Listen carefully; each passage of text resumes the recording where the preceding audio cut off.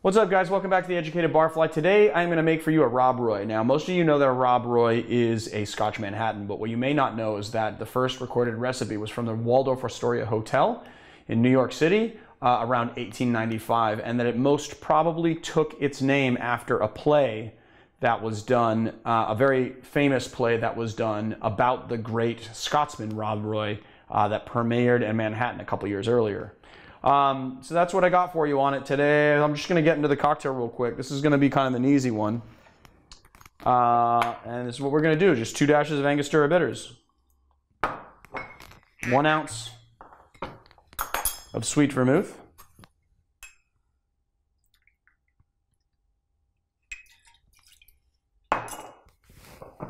2 ounces of scotch. You want to use blended scotch for this one. Today we're using Famous Grouse, and I like it. It's a little bit sweeter on the profile, and it gives makes a nice cocktail. And then we're going to use hand cut ice today, so we're just going to put in some things. We're going to do some ice cracking. You need a nice burly ice cracking spoon for this, which I have in my possession. There we go. There we go, nice. And then we're going to stir. Now, some people have asked me, like, well, what if the little shards of ice get in there? It's okay. It doesn't matter if you put little shards of ice in there. That'll add to the dilution. The thing is that once this thing gets down to temperature, it's going to stop diluting. So it's pretty hard to over dilute this when you have really good quality ice. If you're using a little bit, and what I mean by good quality ice is, I mean clear ice without air pockets, without like, you know, that's nice and clear, and the clearness means that there's no minerals inside of it. It's just like good quality, hard, very dense ice, as opposed to ice that has been sweating in a well, which is going to lead to a little bit more dilution. And so you just got to take that into consideration when you're stirring.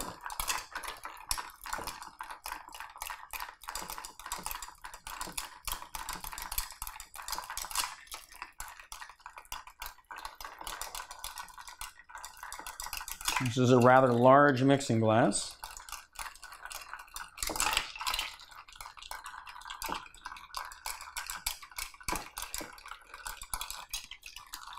All right, looks about right. And we're going to put in our julep strainer.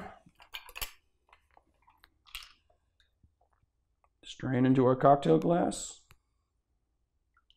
Perfect. And then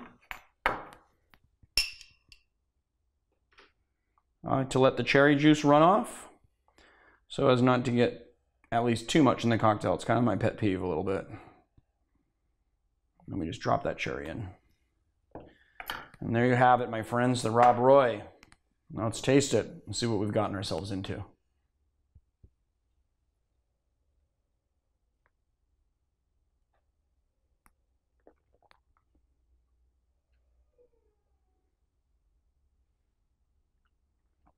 Sweet and savory.